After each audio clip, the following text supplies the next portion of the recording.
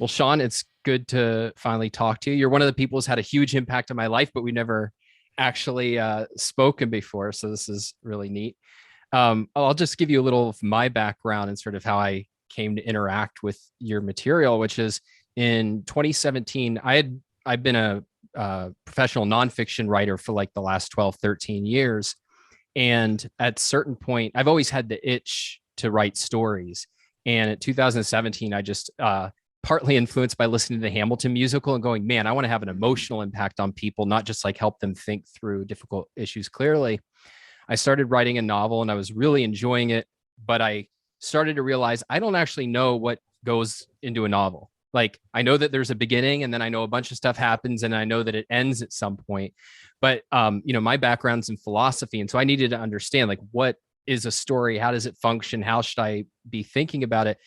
And I think I was just searching through iTunes for podcast. And I happened upon one called Story Grid, where you were helping a guy named Tim write his first novel. And you had this whole methodology that, you had in a book. Sorry about that. And I read the book and I thought, this is exactly what I needed. It was tools that would help me edit myself, judge my own writing. Is this really a story that works? And now I was halfway through my novel by the time I found what you were doing. And one of your basic premises was you need to know what genre you're writing in, because until you know what genre, you don't know what promises you're making the reader. You don't know what's supposed to go into that novel. So I struggled for a while, learned a lot of lessons, and said, for the next book, I'm really going to follow everything Shawn taught to a T. And the long story short is, I ended up with my first novel that your company published under Story Grid, I Am Justice. And we'll talk more about how that process went. But first of all, I want to say thank you. And thank you. Yeah. And maybe before we get more into that, if you could just give some of your background, which I think is really fascinating and help set the stage for what you do now. Sure. So I got into publishing in New York, just standard corporate book publishing, and I think it was around 1992. And so I was really excited, very ambitious, and I wanted to become an editor. I wanted to be, one of those people who works with writers and puts out books.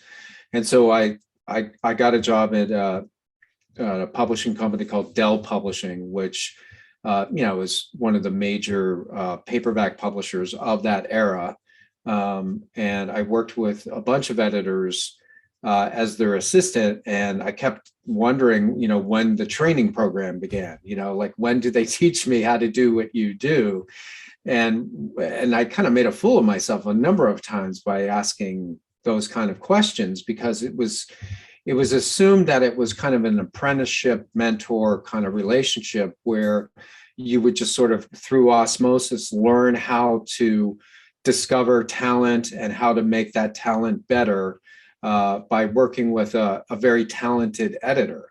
And so this word talent kept coming up, and I wasn't really sure, where it came from and how people objectively made the decisions that they made.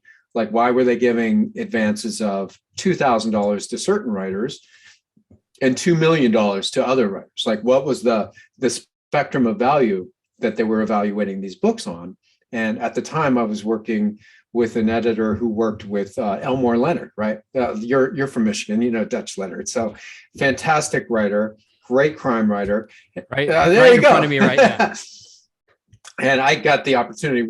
I worked on a book called Rum Punch, which turned out to be got that behind me. Yeah, Raylan Givens was the introduction of Raylan Givens, which ended up being the television series Justified.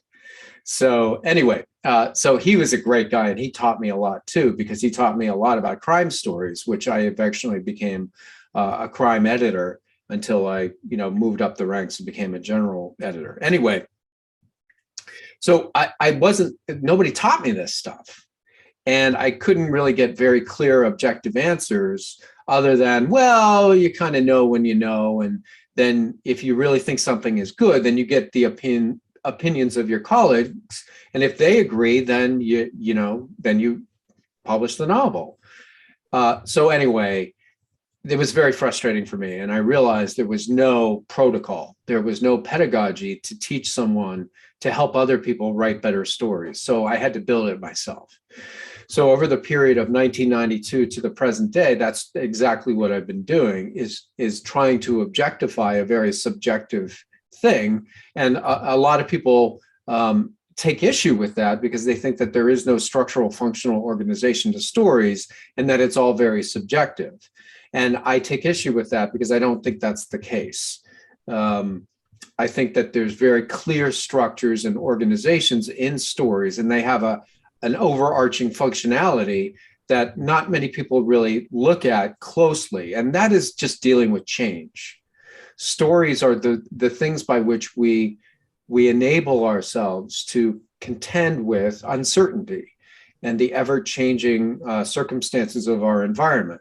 So stories are divided by different kinds of change, right?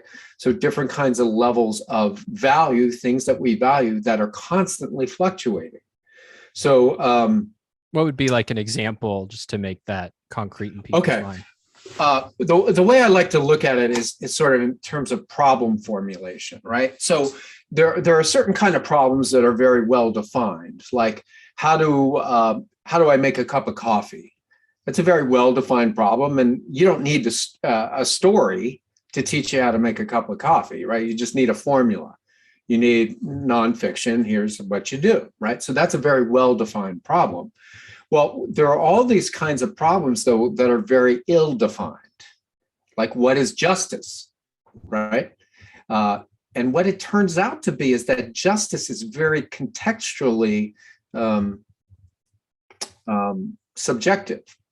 So it depends upon the context of what justice is. So context is justice is a value that we all value. Everybody wants a just system, but it's the context of the moment that justice is determined.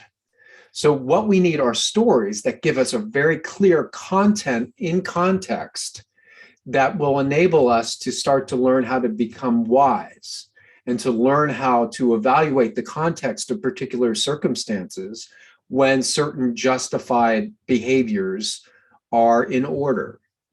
So it's very kind of squishy, right? But it depends on a clearly defined context, a moment in time. For example, you shouldn't kill anybody or you shouldn't hurt anybody. That's a really good heuristic across a lot of domains, right? But if somebody's invading your house or someone is attacking your child or your spouse or yourself, now's the time to break that heuristic because it's not just you are trying to defend yourself. So this is the realm of stories, is that they enable us to start to be able to evaluate the context of our situations and allow us to break certain kind of heuristics that we use in our everyday life when it's time appropriate. So I know this is a very abstract way of looking at stories, but that's the functionality of story. They give us different variations of different contexts that enable us to evaluate when the right time to behave a certain way is. Well, I wonder if you can, I'm curious to get your take on this. So most of the people who follow me are big fans of the novelist philosopher Ayn Rand. So her view of art was that is I think somewhat similar, but I'm curious where you think there might be differences. So her view would be that we have all these broad abstractions in our life, like justice, love, hero, admiration, and we need them abstractly. We need, moral concepts. We need metaphysical concepts, but we can't just hold them in abstract form. If they're actually going to be useful to us, we need to be able to see them in the flesh, as it were, right? If you just told somebody, be just, even if you gave a definition, treat people as they deserve, you couldn't really apply that in your day-to-day life. You needed to see, a just man in action. And so that's what art is going to do. It's going to take our broadest abstractions and make them into concrete, particular events that allows us to actually use them in our lives. And so do you think that that's kind of similar to how you think about story, or maybe missing something? Well, I think that there's a certain generally, I think that's correct. But what I would say is that there's a difference between things that have essence and things that don't have essence. So things that have essence are, you can kind of do a science of them, and you can say this is true always because they're essentially acting in a certain way. But then there are things that aren't, that don't have essence, like say Tuesdayness, right? It's not really an essential thing because it's constantly variation. There's constant variations, right? So I think that there are certain philosophies that hold that there are ideal concrete ways to behave, and that there are archetypical representations of those concrete ideals that we should use as symbolic representations for us to move toward. And I think generally that's a good foundation to begin. But I think at bottom, the only axiom that we can really rely upon is the constancy of change. So the only invariant in our life is the constancy of change. So it's very paradoxical. So there is concrete invariance, but the invariance is variance. So when I was talking about evaluating values in context-dependent situations, that's kind of what I was pointing out, is that on December 7th, 1941, it was justified and appropriate for the United States to declare war on Japan after their actions at Pearl Harbor, right? So I don't think that anybody would say, you know, there would certainly be outliers who say you never declare war on another country. But I think most people would generally go, yeah, that was an appropriate decision for that particular time. So I know these ideas of stories holding up. I would say that there are symbolic representations of behavior that are embodied by particular avatars in stories that we can use to direct the way we behave. So, for example, the best novels have these archetypical representations of humanity because they're avatars, right? They're made up conceptions of the artist who creates the work. But when they're done extraordinarily well, they're simulations that are more real than real. Yeah. So we can track the behavior of those avatars in those stories and say, oh, when that person decided to enact that action to get the justice, that was appropriate in that context. And then what we can do is map that story onto our own life.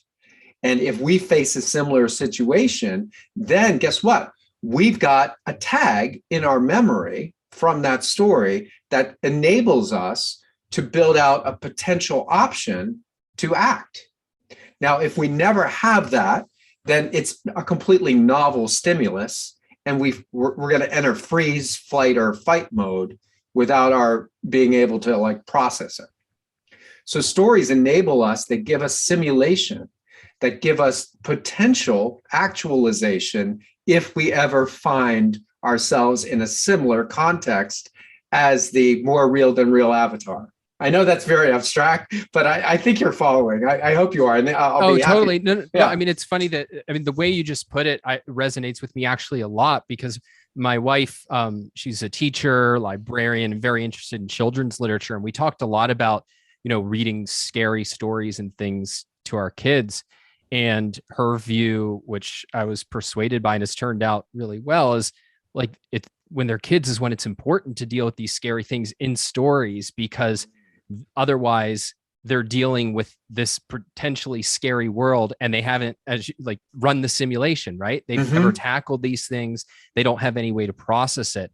And so, in a story, Like if you contrast real life, like you can make a decision, in 1998 that leads to a divorce in 2015, and you won't see the cause and effect through all the kind of waves of your life. But story and effect concentrates that, puts it in front of you and says, oh, when I veered off on this path of trying to get away with stuff, I spent my whole life getting away with stuff and couldn't make a commitment to anything. And so it just helps us take the complexity of life and, boil down things and cope with them, and sort of, think about something that's really hard to tackle, which is the whole scope of a human lifespan, in a way that is actually dealable with. And look, so I actually love that you are this philosophical. That's part of what attracted me, because you often just get a lot of advice, right? Like, don't have prologues, or, don't, like, very concrete, particular advice. Sometimes it's good, but if you think about principles, so you made the point of they're contextual, like that's part of what a story is displaying. But in writing, it's true too, right? You can have a lot of rules that mostly hold in a story, but they're contextual. And what I see Story Grid is doing is allowing us to judge the context instead of just giving us a whole bunch of rules. Here's kind of what a story is. And then you can judge, does a prologue belong here? Is it okay that the inciting incident happened off screen, before the story got started? There's not dogmas. There's kind of a structure for thinking about things. And I wonder, if you were going to boil down sort of, maybe if somebody's going to ask you, all right, well, give me some of how you think about story, where would you even start to kind of explain, how you took, well, maybe let's start here. What were some of the first things you remember discovering as you were trying to figure out what makes a story work?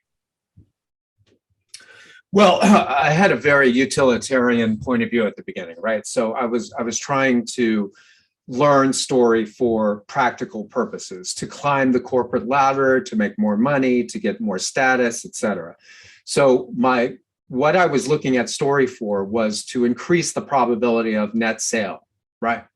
So it was very much a mercenary kind of investigation, because I reasoned if I could take Don and make Don a writer who sells 3,000 copies and take him up to 8,000 copies within his first book, and then take from 8,000 to 10,000, that would increase my value in the industry itself. And people would start saying, go hire that guy, pay him a lot of money, because what he can do is he can be a generator function for more money for our corporation, because he's able to level up writers.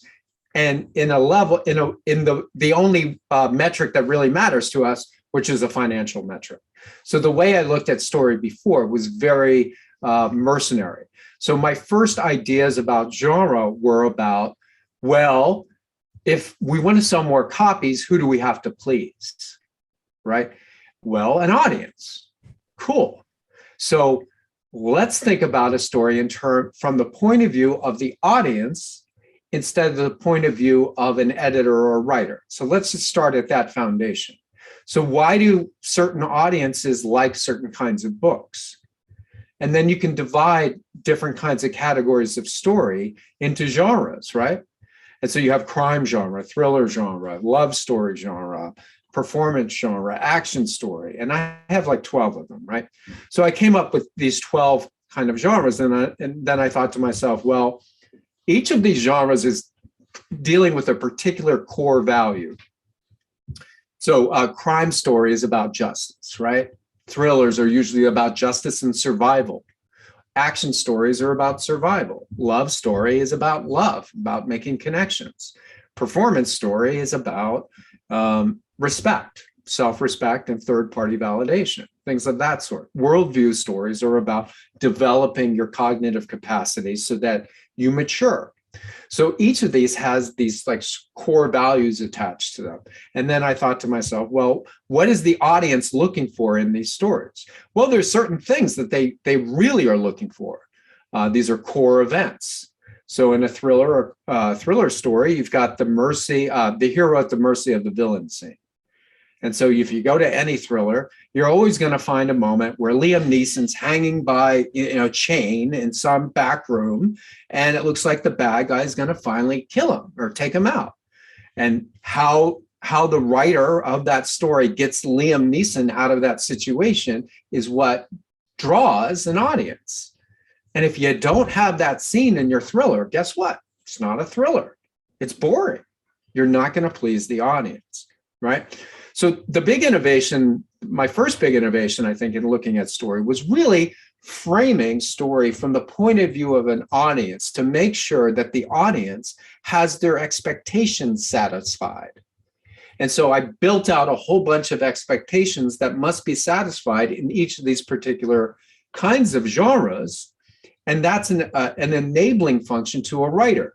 And you can say, well, what kind of genre do you want to write? I don't know. Well, what are you concerned about? Well, I'm concerned about the fact that there's no justice in the world. Well, maybe you should write a crime story.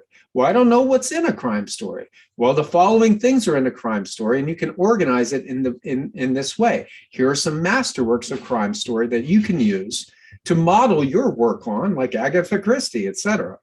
So it was very practical. Now, that was sort of like the first way I look at story. Now I look at story in many different lenses. Now I look at it, well, what is stories generally about? Communication, right? They're about moving an idea that an artist, Don, has across some kind of channel and to land in an audience's mind. And ideally, what Don thinks is going to be perfectly in tune in the mind of the audience. So the audience is going to know what Don thinks at the end of the reading experience. So Don gets to communicate with people he'll never talk to in his life. And they will know what Don thinks because Don's the artist, right? So what do you have to do between Don's signal landing with accuracy, speed, and distance in the minds of an audience? Can I just say for a second, I really like that you're putting it that way. So I think, because I've always stressed, like, you have to take seriously that art is communication, where we often think about it as expression, and it's definitely expression. But expression can be like, I'm journaling, I'm pouring out my thoughts, and they're for me, nobody else could make sense of them, and so on. But if you think about art, it's that I'm trying to express something in a way that actually communicates an idea or a feeling to another human being, and that imposes certain obligations. And I mean, you gave some of the examples of, like, if I'm writing in the crime genre, I'm making certain promises to the reader that, like, I actually have to fulfill. And so taking seriously the idea of art as communication, I think, is really profound and not always held in mind by artists.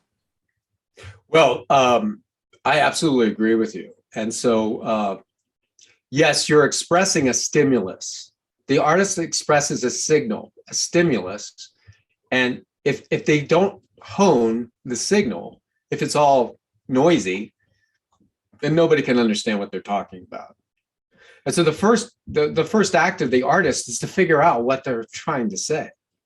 Because if you don't know what you're going to say, and you're just generically fuzzing around, and if you put the result ahead of the purpose of what you're doing, then you're always going to have trouble. So a lot of people want to get into writing, and they want to write stories because they want the end result, which is published book. I'm a published author. Look at my book, right? So that's all that that's their focus, and that's their frame. And that's very dangerous because them reaching that goal is not going to give them what they think they want. Now, once you understand that your desire to write is not about having a published book, but it's about figuring out something that's very important to you and telling a story about it such that you can express that value to a third party that you will never meet in your life. So one of my heroes is a guy named Claude Shannon, who came up with information theory. And Claude Shannon was one of the foundational members of the digital age. He was the one who came up with the concept of the bit. And so he has this brilliant paper called A Mathematical Theory of Communication, which was published in 1948. And he boiled down communication to its essential parts. And it's a 5-part kind of thing. You have some information, some stimulus that's undefined, and it has to sort of go and be modulated by a decoder. It has to be encoded, sorry. It has to be encoded by another party so that it can cross a certain channel. And then what happens is you have a receiver, and the receiver takes that encoded information and it decodes it. And then the receiver passes that information back up to the ultimate receptor of the signal. That's how all communication works, from smoke signals to the telegraph, to the internet, to this Zoom channel right now. So I thought to myself, wow, that's a perfect description of a story. What is the thing that travels the furthest distance throughout time with the best accuracy, but the best stories? So we can read Pride and Prejudice today, and we can feel the feelings that people felt in the 1800s. We can have the catharsis. We can be energized by the story. We can be intrigued by what happens next. Why? Because Jane Austen's signal, the encoded message that she put in her words, travels the channel of time. It's timeless. And we, the readers, can use our language to decode Jane Austen's signal such that we get like a trinity of information that lands in our own minds. So I've applied a lot of Claude Shannon's work to story construction itself, story editing and story, iteration. And it's a very, very powerful heuristic that enables me and the people in StoryGrid to be able to help writers clarify their signals so it's not so noisy.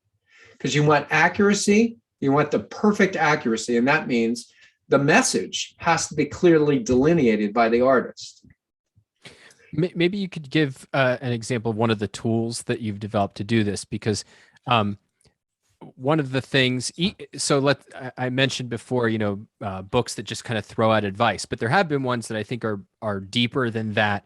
And one would be, I'm going blank on the name, but Story by Robert McKee. Sure. And I thought that was great, but I found it hard to use a lot of it. And I found in StoryGrid, you didn't just have kind of, here's how I think about story and so on, but you came up with really usable tools in order to implement this in your work. And I thought, maybe talking about one of those would help people get a sense of what it would really be like to, take up this approach. Sure. Well, I used to be Robert McKee's agent. I've known him for a long time. So I really appreciate what he did in the book Story. And I think it's a brilliant piece of work that has really enabled me to come up with the ideas that I've had. But one of the things that that inspired me to write the StoryGrid was that I found story to be a brilliant theoretical description, explanation of the structure and some of the organizational bits of story itself. So just to go back to Aristotle for a second. So Aristotle always said, like, if you want to know anything, you got to kind of figure out its structural functional organization. And all that means is the structure is like, what's the grand big whole? So we as human beings have these bodies. That's our structure. We have bodies that can move hands, and then we have the organization of our cells up to, the body systems. And then our functions are multifaceted, right? I don't want to get into the function of Homo sapiens right now, but I do think we have one. But anyway, so I think just for my listeners, I'll be covering Aristotle's view of humans' function in my next book, Self-Made Manifesto. So keep an eye. Oh, great. Okay. So what I think McKee does extraordinarily well is to discuss the global structure of story. But but in order to iterate it properly, you need to know its organizational foundations, right? And all that means are what are the different pieces that build a story, and how do you organize the pieces in such a way that the whole is larger than the sum of its parts. So I broke story down into, I call it the math of story, right? So you have the global book, right? The novel or your short story, right? And then you can break that down into beginning and end. Something happens and somebody changes. So change occurs, which changes the entire avatar and the world the avatar lives in. So you go from 1 to 2 bits. Then you can take Aristotle again. You can go beginning, middle, and end. So now we got 1, 2, 3. And then I break it down into 4. And I call them the 4 quadrants. And so you have the beginning hook, the middle build 1, the middle build 2, and the ending payoff. So you can see what we're doing now. We're breaking a very big thing down into smaller parts. Now the 4 can be broken into 8s. And so there's 2 parts to the beginning hook. There's 2 parts to the middle build 1, 2 parts to middle build 2, 2 parts to the ending payoff. And usually these are called sequences. Now sequences can be broken further down into scenes. And scenes can be broken down into beats. So what you have here is this global pyramid, and the entire pyramid is called the global structure. And then each of the pieces are the organizational bits. So this is a good way to solve a problem, right? So if I say to you, I want you to go build me a house, you're like, well, how do I do that? Well, you would break it down. You would break that problem down into little pieces, right? And you go, well, geez, a house has a roof, it has plumbing, it has electricity, and so you would break it down and you go, well, how do I solve the electricity problem? Well, I need an electrician. How do I solve the plumbing problem? I need to hire a plumber. How do I solve the structural problem? Well, I need to hire, an architect.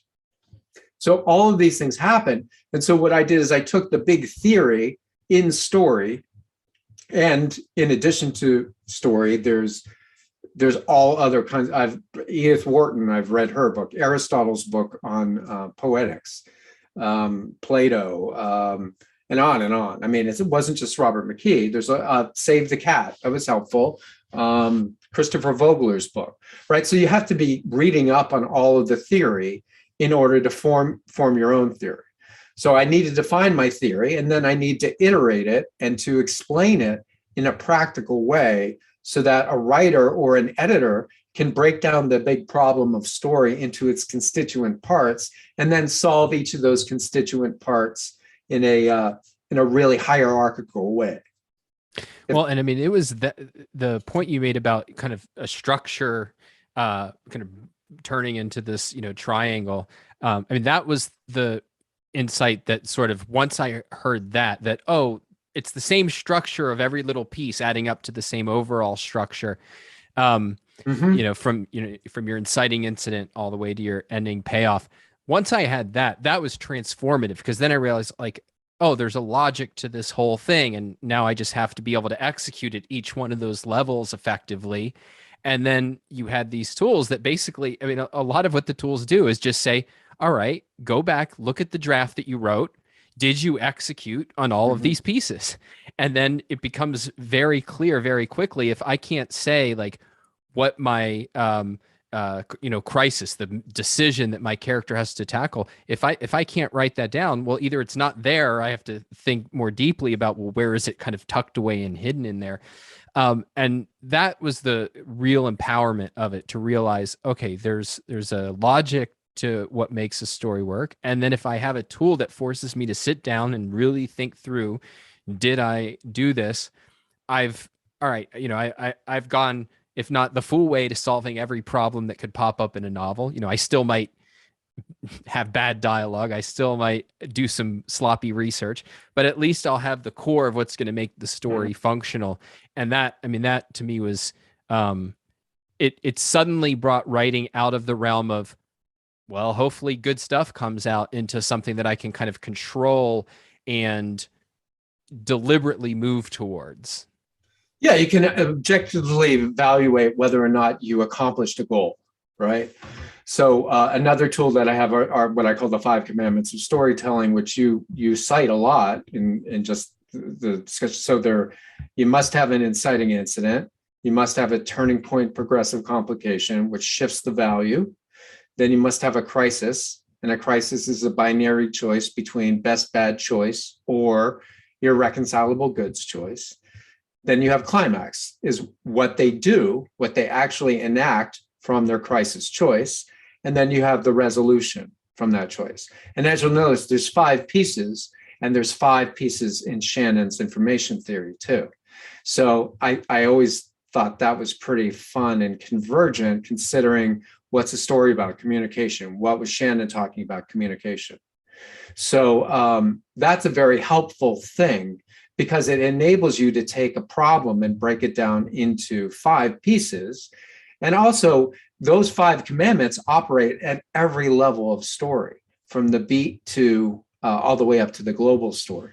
So one of the fun things I do in the book, I'm working on a follow-up called the Story Helix right now, which is taking all the information that I did in the story grid and adding another 10 years of the work that I've done since. So it's not like I'm resting my investigation here. I'm continuing to investigate and come up with more things. And I have a whole new, very bottom level beat theory that I'm iterating now, which I'm very excited about. And I've been talking about it more and more.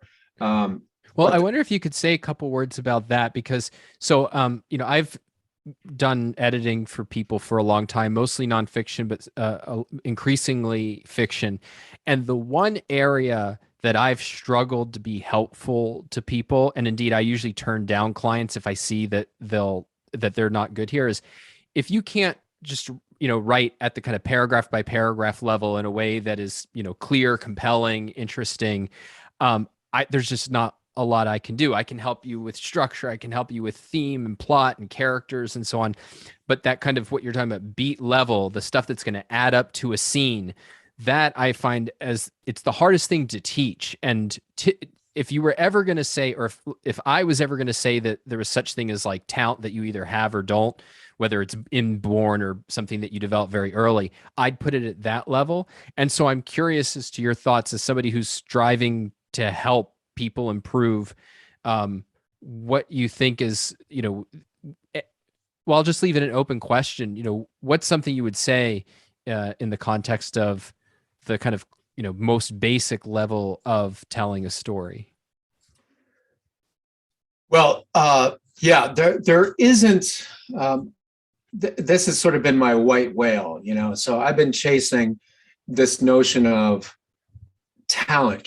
How can you teach someone to write not only a global sort of exciting story in a macro level that hits all the right notes that the audience wants, like doing the conventions and obligatory moments properly, the genre stuff, but how can you iterate the lyrical beauty of line by line, beat by beat progression?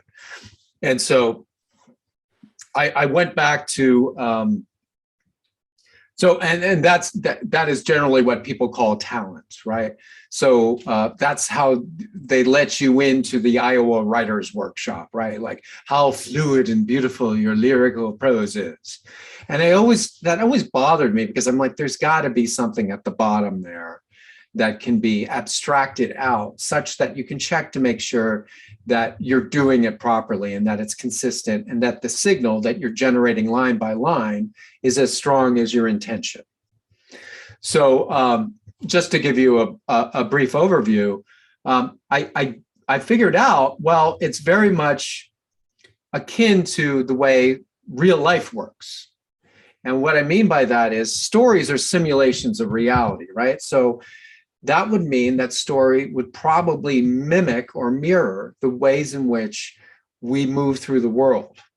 And so all you have to do is go to, the great founders of psychology theory, and you soon stumble upon the ways we learn things, right? And so if stories are about change, they're about learning how to deal with changes in the environment. So at the very, very bottom, it's about learning. And there are a couple of ways we learn. The most primal way we learn, which we learned from a guy named Thorndike, I forget his first name, but he came up with this idea of the law of effect in the 1800s. And he did some experiments that show how sort of like you could train a mouse to go around a maze. And people like B.F. Skinner and Watson came up with the idea of behavioralism, right? So behavioralism is about stimulus and response, but it's built upon this kind of operant learning theory of how we adapt. Adaptation is learning, right? So stimulus comes into a system, something happens in the system that processes the stimulus, and then it outputs a response. So if the being is able to recognize a stimulus and they can respond to that stimulus appropriately, such that they get some kind of happiness, then they start to iterate that process over and over again. So this is very much about behavioral stimulus and response operant training. So it's Pavlovian, right? So when Pavlov came up with the bell and the dog started to associate dinner with the bell, they would begin to salivate when they heard the bell before they even got the dinner.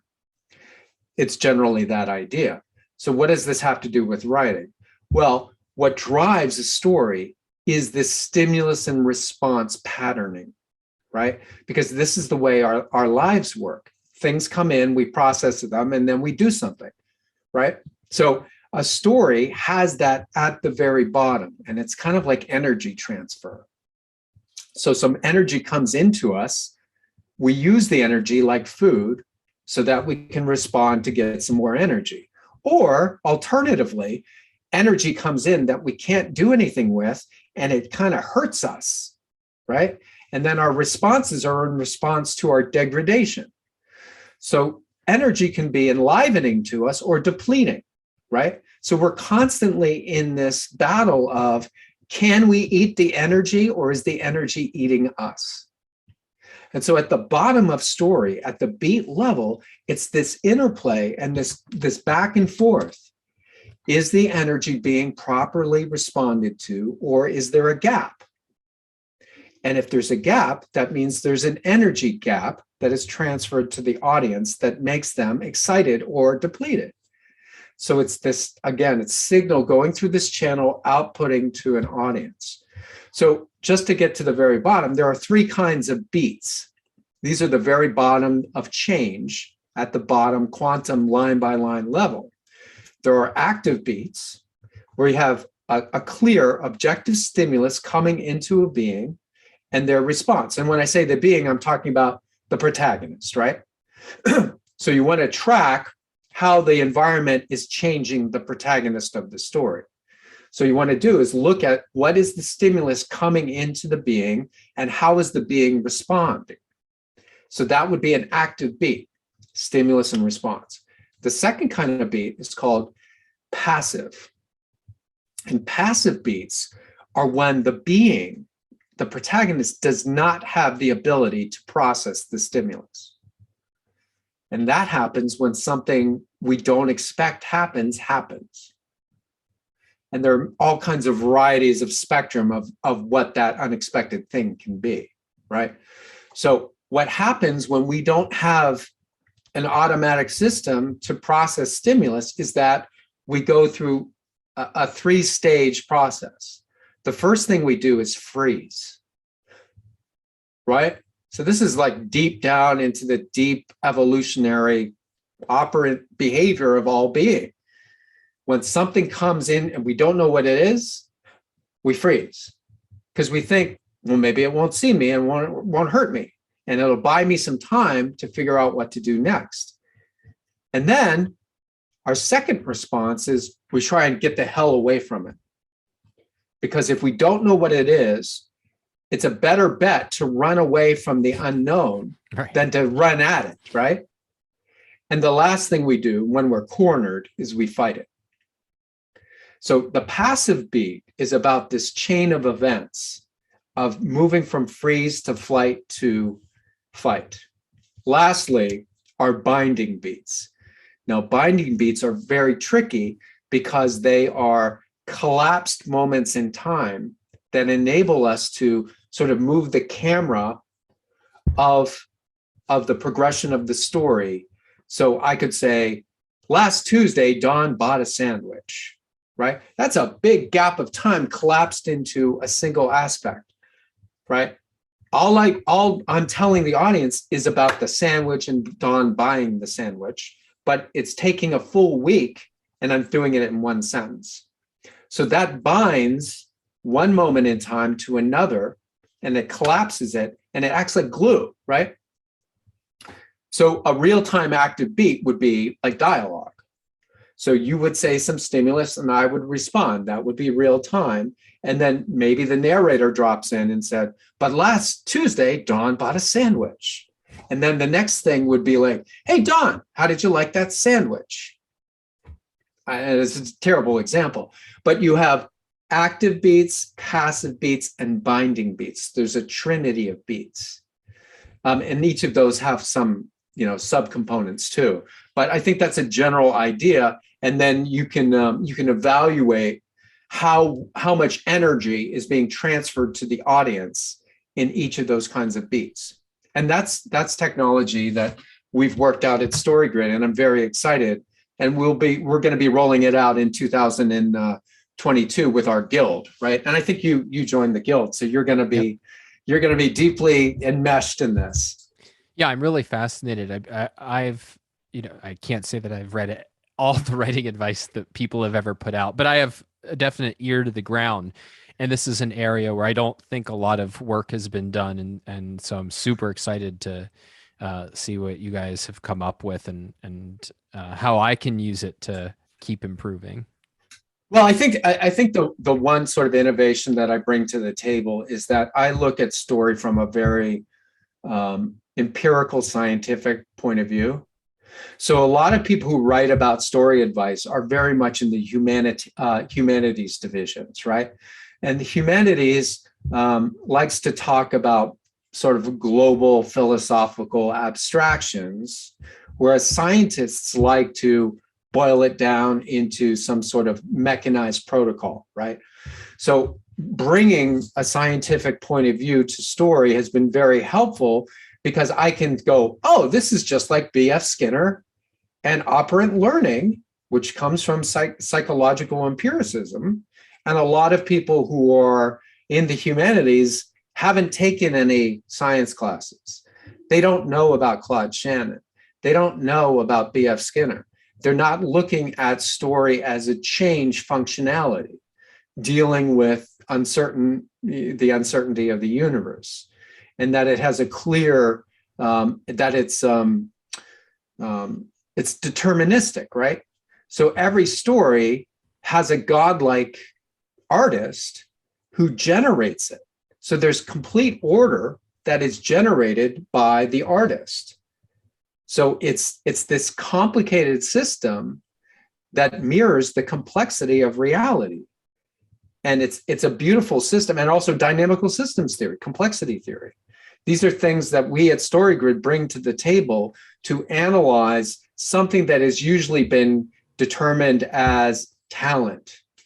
And I think I think a lot of people live in this magical fairyland of talent. And when you bring in science and say, well, actually our behaviors we can look at them objectively in terms of stimulus and response. Why? Because that's the most firmly established empirical psychological phenomena ever. It's B.F. Skinner made a life on it, and many people before him did too. Now, there are other ways of learning. I'm not saying that's all there is, right? But that's another discussion. It's another level of analysis. Well, and especially if you consider that, look, I think a lot of what writers struggle with is psychological, in the sense that, we're struggling with self-doubt, motivation, fear, all of these sorts of things. And one area that I think causes a lot of unnecessary struggle is this idea that writing is this kind of innate, undecipherable, almost mystical thing that I either have or I don't. Am I one of the elect? Am I one of the chosen, or am I not?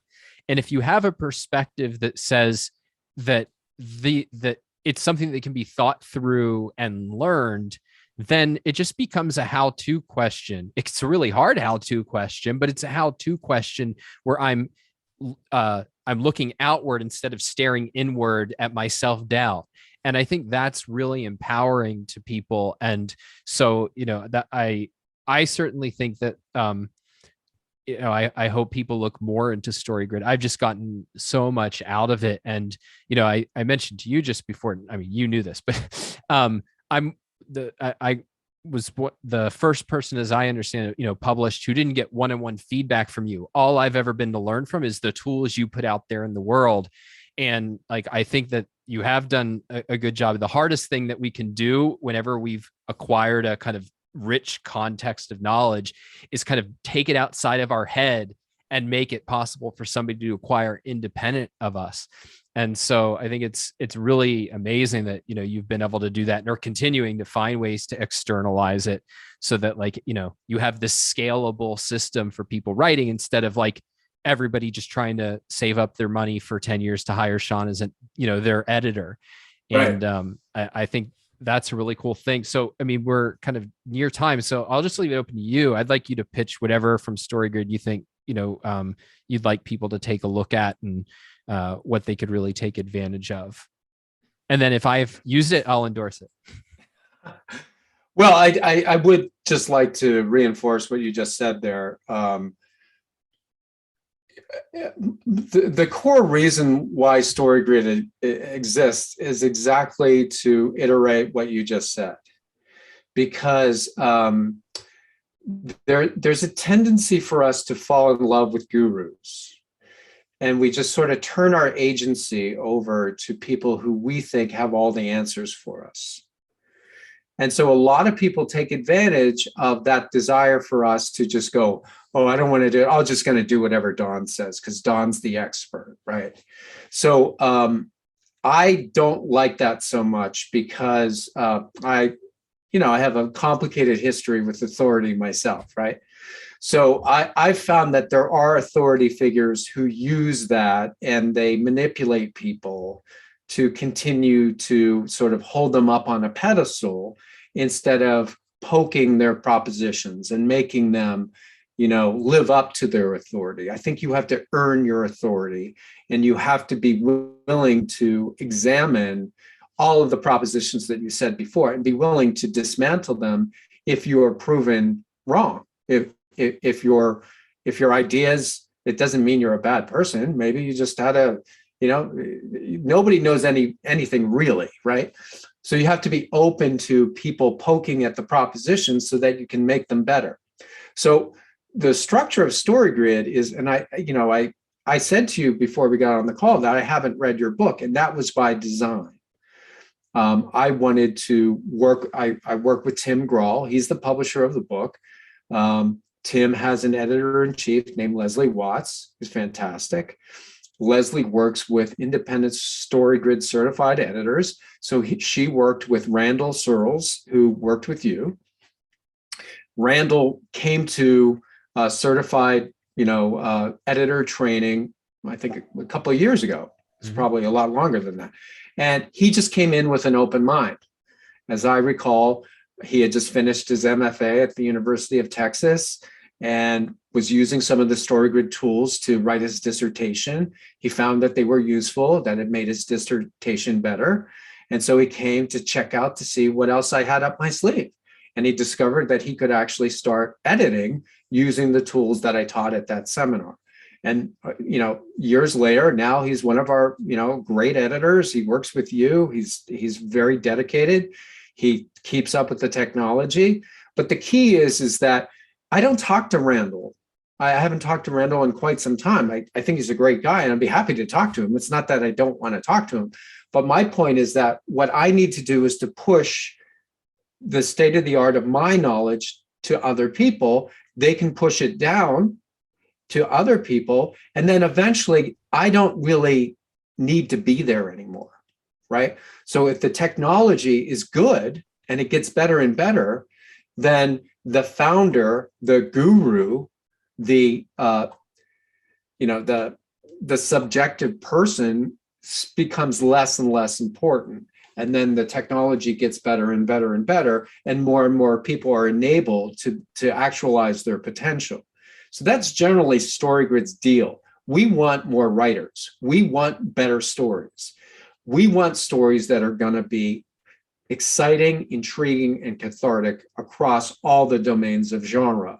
So it's going to be a long process to build that, but we're in an enabling function, not a constraining function.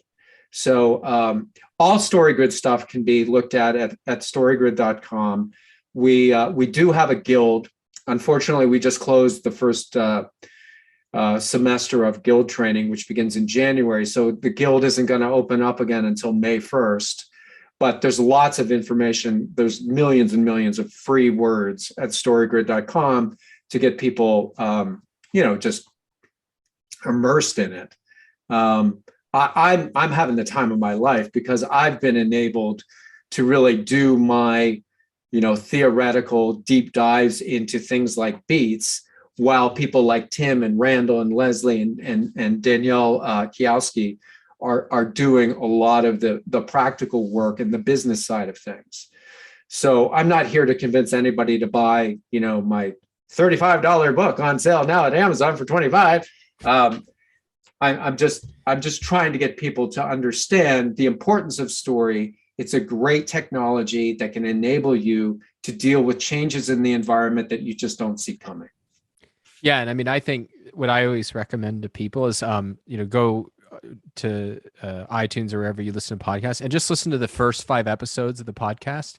And I would start with the first ones, because part of what was so innovative about what you guys did is you didn't just start talking about rules for stories. You helped Tim use your system to write a book that eventually became a finished book after a number of years. And it's a fascinating journey for so many. It really is a story in and of itself. But I think you get a flavor in those first 5 episodes of kind of how you think about it. And then, like you said, going to storygrid.com or reading your original book can kind of take you further into it. But I think it's there's just a lot of great tools there. And, if anybody else has questions about it for me, you know where to find me. But thank you, Shawn, for all the work you're doing. And thanks for taking the time to talk to me. It's a pleasure. Thank you, Don.